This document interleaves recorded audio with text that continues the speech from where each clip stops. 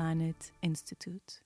Je pense qu'on peut parler d'écologie au rigolo et en faisant rire les gens, parce que c'est un moyen aussi de faire sortir les peurs de soi et de dire maintenant on passe à autre chose. Voilà.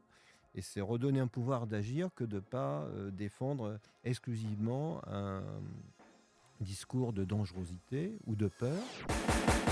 Bonjour à toutes et à tous, je suis Étienne Carlen et vous écoutez le podcast Pouvoir d'apprendre, pouvoir d'agir du Learning Planet Institute. Être acteur de la société, c'est d'abord être acteur de son éducation.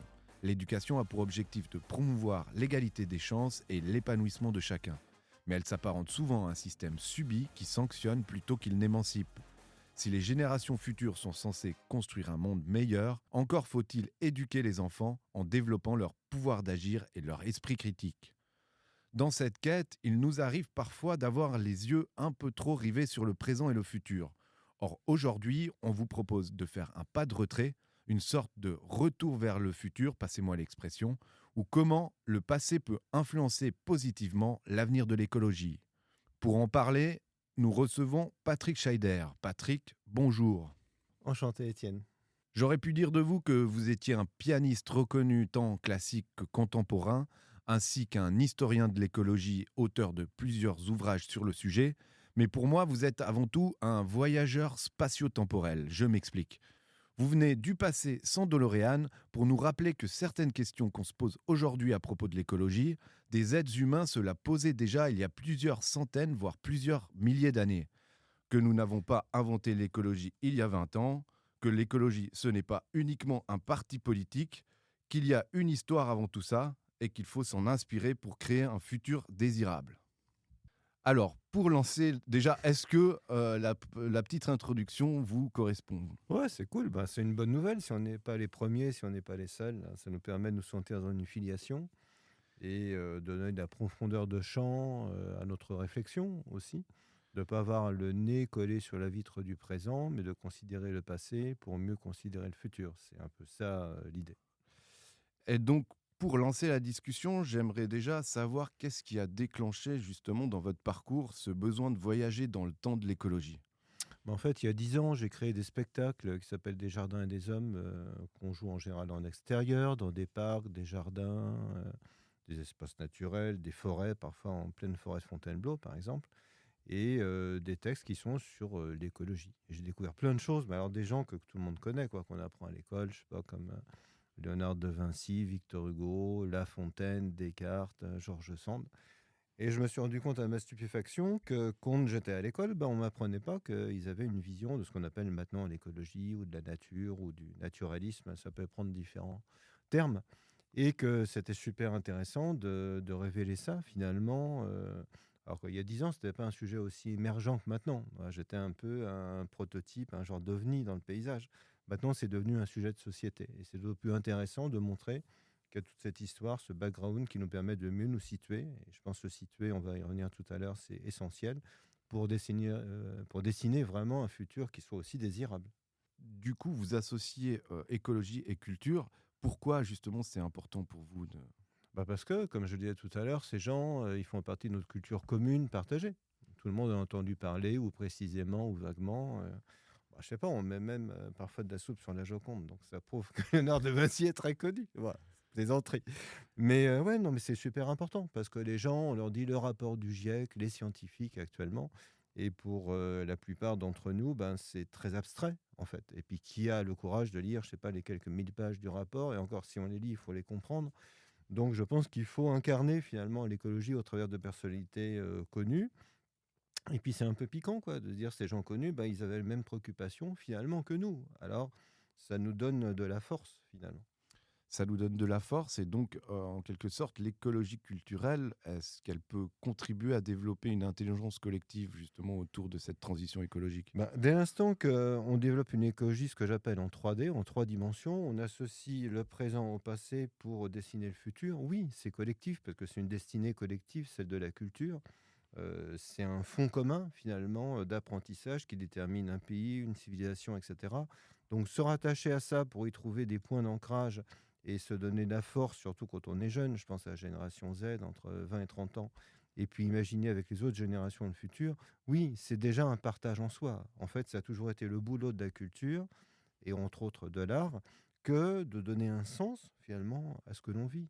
Quand on regarde une société, elle est faite de plein d'éléments épars. Chacun a sa culture, ses souhaits, ses desiderata. Bon, on est très hétéroclite à l'origine finalement d'une société. Et la culture, ça a toujours été son travail que de faire un récit de tout ça. Toutes ces personnes qui sont si séparées peut-être dans leur éducation à l'origine les unes des autres peuvent se retrouver sur une culture commune. Donc c'est de toute façon, bien sûr, un sujet partagé. Et rien de plus partagé actuellement que le sujet de l'écologie, puisqu'il nous inquiète tous, il nous inspire aussi toutes et tous. Pour poursuivre justement dans cette idée que si finalement tout le monde est touché de manière différente et s'exprime de manière différente, donc ça veut dire aussi que c'est pas exclusivement la science qui peut parler de transition écologique, que d'autres formes de savoir peuvent jouer un rôle dans ce processus. Par exemple, vous êtes artiste, vous créez. Comment vous abordez aussi la transition écologique à travers vos œuvres ? Alors, déjà au travers de ces spectacles que j'expliquais, puisqu'on joue déjà dans un espace naturel. Ensuite, on alterne musique et texte sur cette histoire de l'écologie. Donc, c'est une façon de sensibiliser, finalement, à partir de ces personnalités très connues que j'expliquais tout à l'heure. Et donc, c'est une manière de vulgariser l'écologie.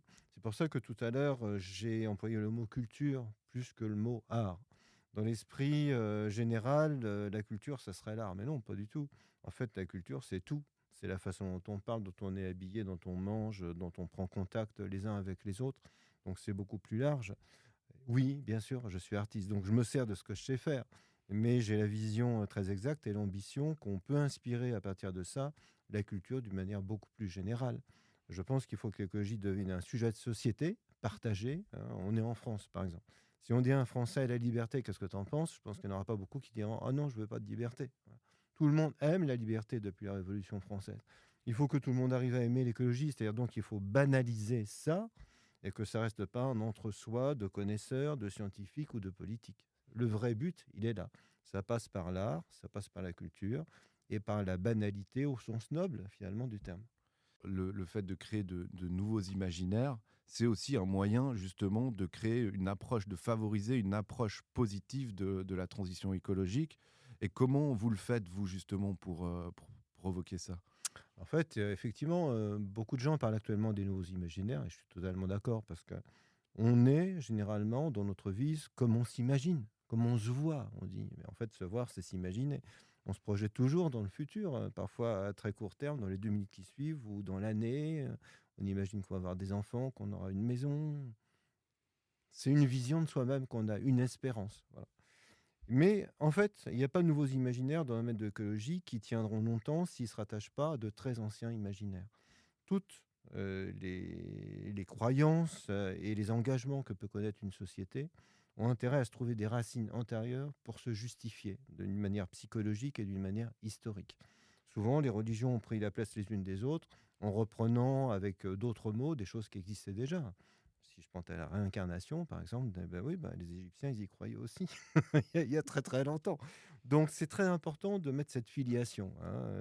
L'écologie n'est pas une religion, mais dire qu'elle a une histoire, c'est très très important pour se situer. Parce que le gros souci de la génération Z, surtout, parce que moi je travaille qu'avec des gens qui ont entre 20 et 30 ans, c'est qu'ils ont l'impression d'être nés au mauvais moment, d'être une génération sacrifiée, que le présent il est dur et que le futur sera pire. Quant au passé, en fait, ils ignorent que l'écologie a un passé. Donc, ils peuvent dire avec une certaine justesse que leur vie n'a pas de sens, c'est-à-dire ils ne savent pas dans quel sens s'engager finalement, ou ils ont l'impression d'arriver trop tard. Développer une histoire avant, ça permet de développer une histoire après. Qui peut se glorifier, par exemple, d'être orphelin ? Être orphelin, on sait très bien que c'est une souffrance. On est obligé d'être quelque part son propre père et sa propre mère. Donc je veux aussi situer cette jeunesse dans une continuité.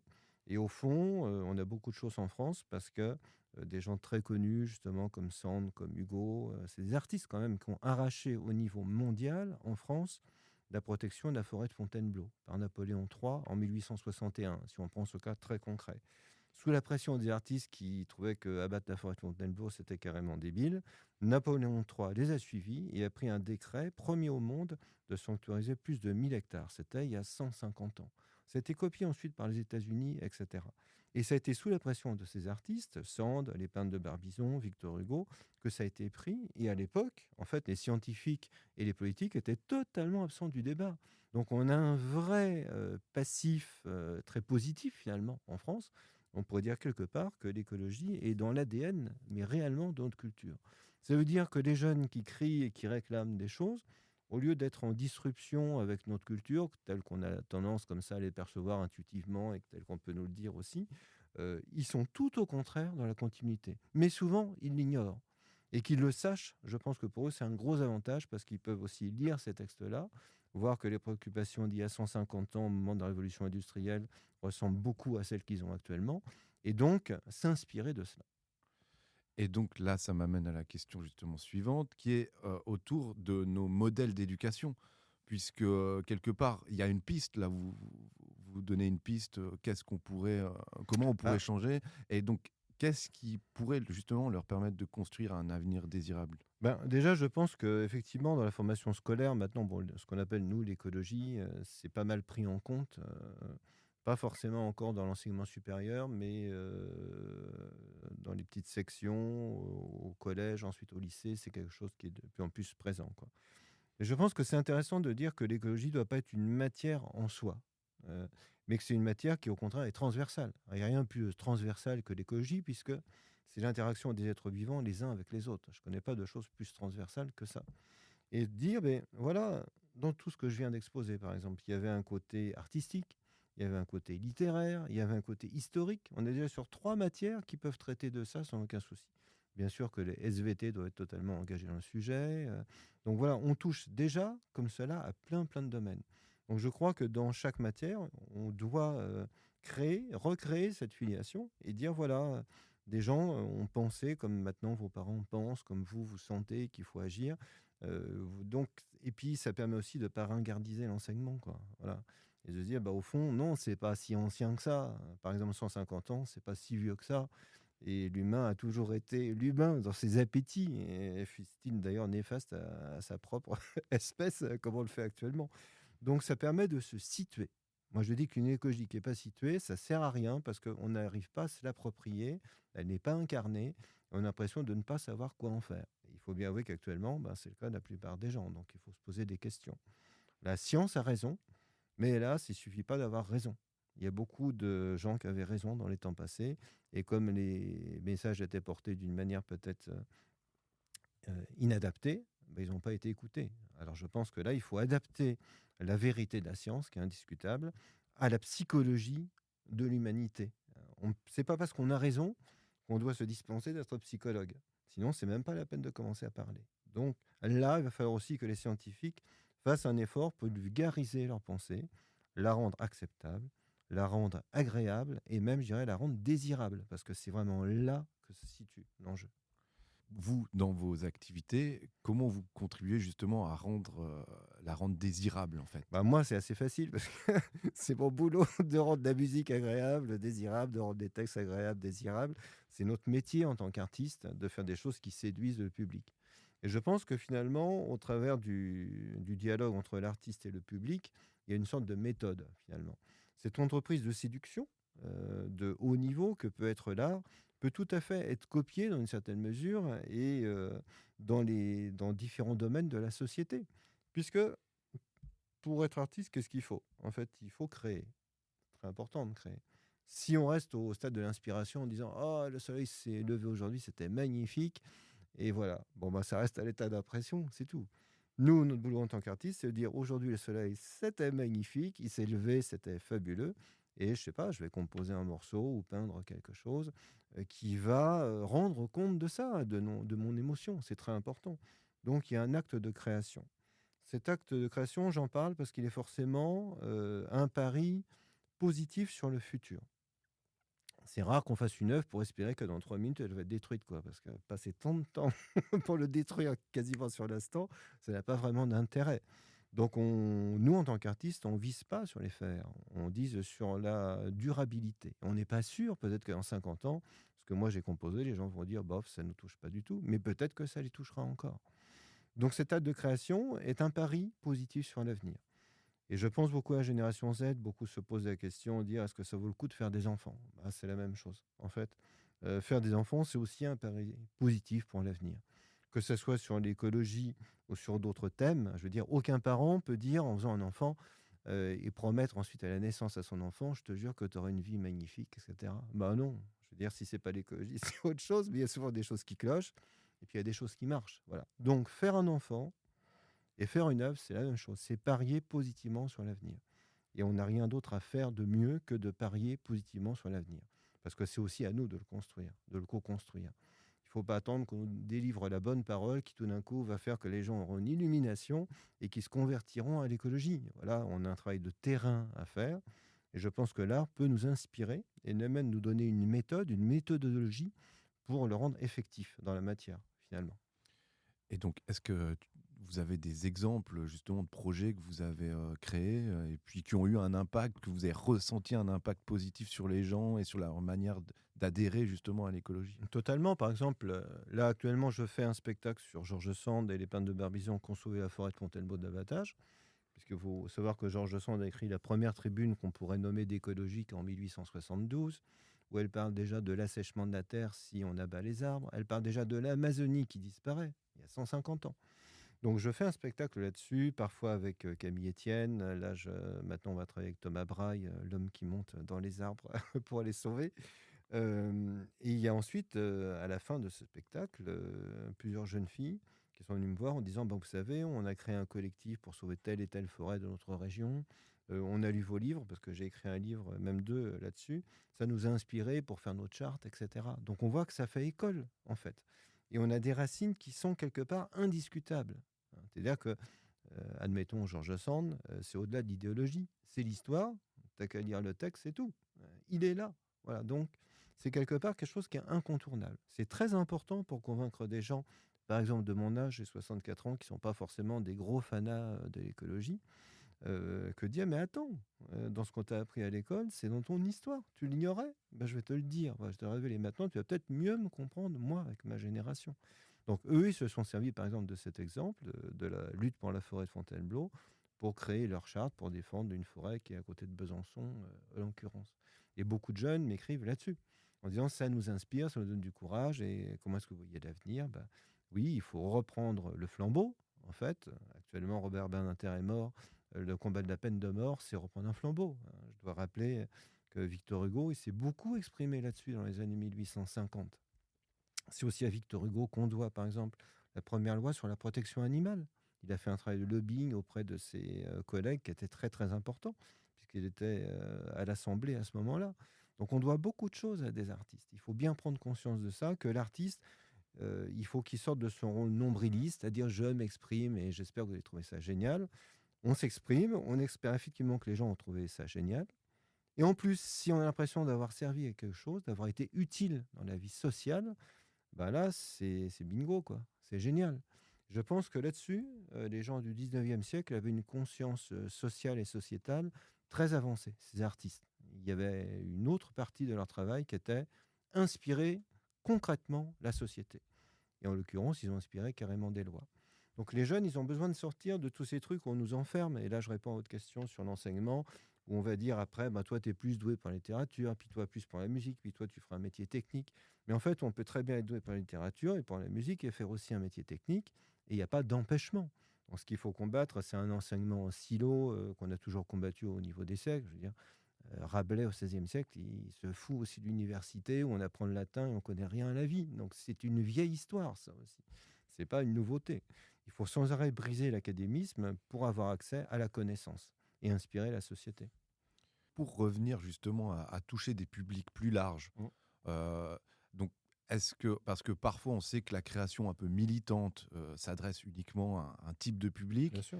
et je sais que vous avez cette envie justement de séduire des publics plus larges. Et donc, comment vous le faites aussi, ça? Bah, déjà, moi, je ne me vis pas comme un activiste. C'est une des choses qui me rapproche, par exemple, justement de Thomas Braille, que les gens ont tendance à ranger dans le rang des activistes. Il dit, tout comme moi, non, moi, je ne me vis pas comme un activiste. Je vois des choses, je pense de bon sens. Lui, il est jardinier depuis très, très longtemps. C'est son métier d'origine. Moi, je suis pianiste depuis très longtemps.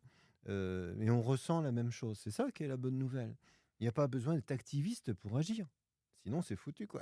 S'il y a 5 activistes qui vont sauver le monde, j'y crois pas un seul instant.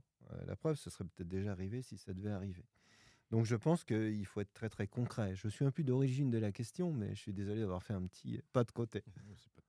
Ouais, la question, c'était justement, on parlait C'est ça. du public qui venait vous Je voir. crois que, bien sûr, pardonnez-moi, et je crois qu'il ne faut pas effectivement enfermer l'art dans un activisme. Un art qui serait exclusivement utile, c'est pas un art qui est durable, en fait.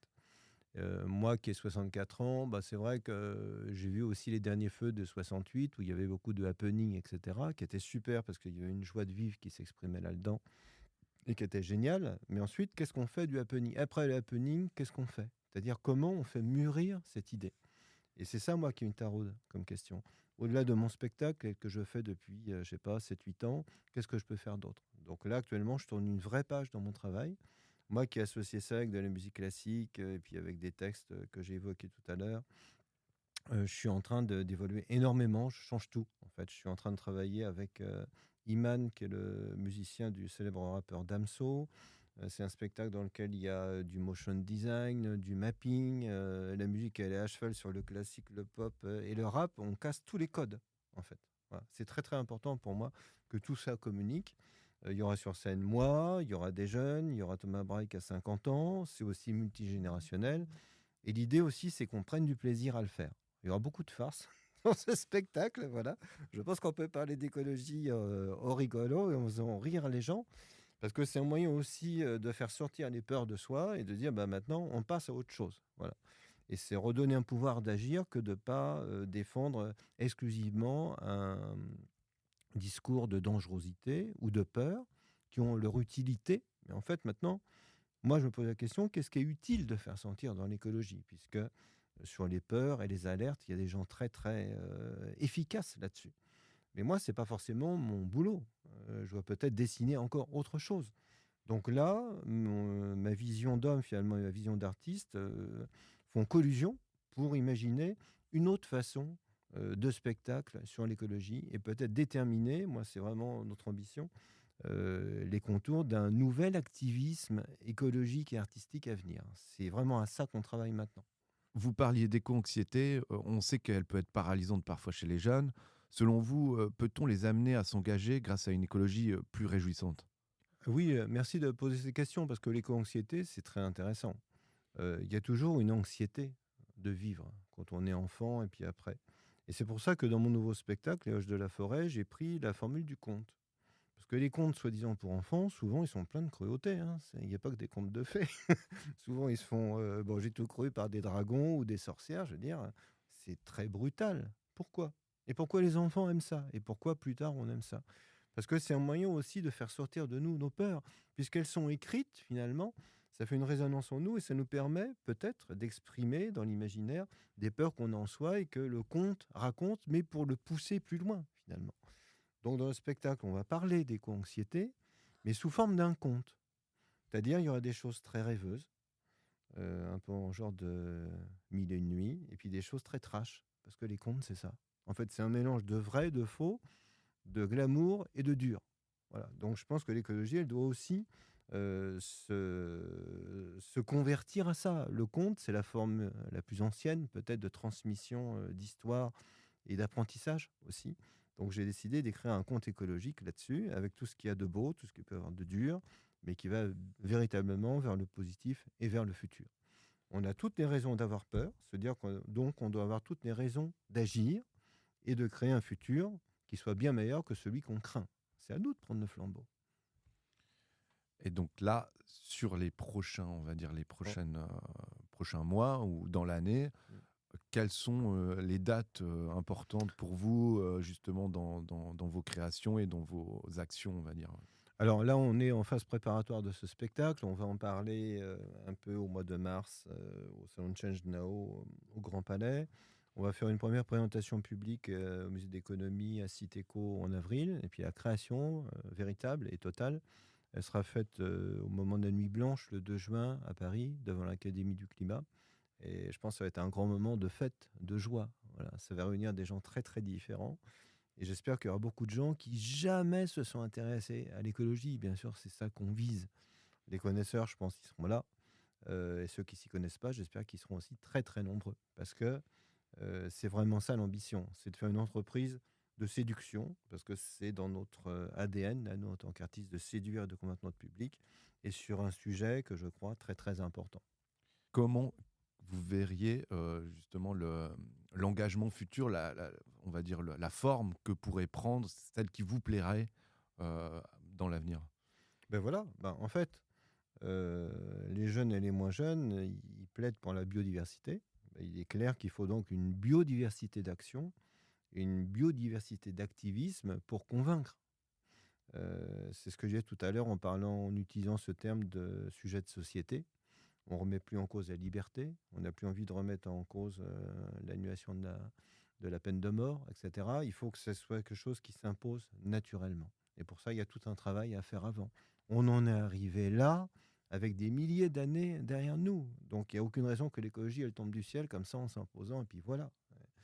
C'est rageant parce qu'on a tous envie que ça aille vite. Et plus on est jeune, et plus on a envie que ça aille vite. Mais c'est comme ça. Donc, il ne faut pas perdre ses convictions. Il faut les approfondir, les mûrir. Et dans une certaine mesure, et quel cas qu'on est, je crois, faire passer l'écologie d'une certaine adolescence, finalement, et c'est très bien qu'elle s'exprime, à une maturité absolument nécessaire.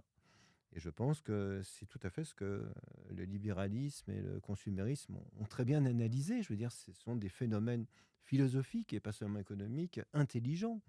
Eux, ils ont eu cette intelligence, pas toujours pour la bonne cause, de prendre en compte la psychologie des gens, de les séduire, de leur faire croire que le monde dans lequel ils vivent, c'est le meilleur des mondes, etc., etc. Mais réfléchissons un peu. On dit ça bien avant qu'il y ait le libéralisme et le consumérisme.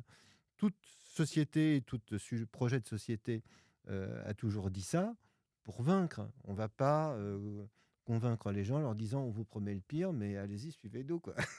c'est très naïf dans une certaine mesure. Donc, je crois qu'il faut que l'écologie prenne en compte cet aspect psychologique que j'évoquais tout à l'heure, qui est de promettre quelque chose de meilleur. Si elle fait 3 promesses, qu'elle arrive à en tenir 2, ce sera déjà énormément. On ne réussit pas partout. Mais dessiner un cap, oui, c'est absolument nécessaire. Et ce cap doit nécessairement être bon. Et je pense que puisqu'on est en France, qu'il doit promettre, par rapport à notre culture à nous, plus de liberté. Ça doit être une des promesses majeures de l'écologie. Et aussi plus d'égalité. Quant à la fraternité, c'est peut-être quelque chose qui est plus du domaine de l'intime. On ne peut pas obliger les gens à être fraternels. Mais plus d'égalité et plus de liberté, oui, je pense que c'est quelque chose qui parle vraiment aux Françaises et aux Français et que l'écologie, bien évidemment, doit promettre et accomplir. Merci Patrick d'avoir été avec nous. Merci à vous de nous avoir écoutés. Pour le prochain épisode, c'est ma super collègue Bertie qui sera en compagnie de la journaliste et activiste Stacy Algrin. D'ici là, vous pouvez retrouver nos activités sur notre site internet learningplanetinstitute.org et l'ensemble de nos podcasts sur toutes les plateformes. Et moi, je vous souhaite une très bonne écoute et je vous dis à bientôt. Learning Planet Institute.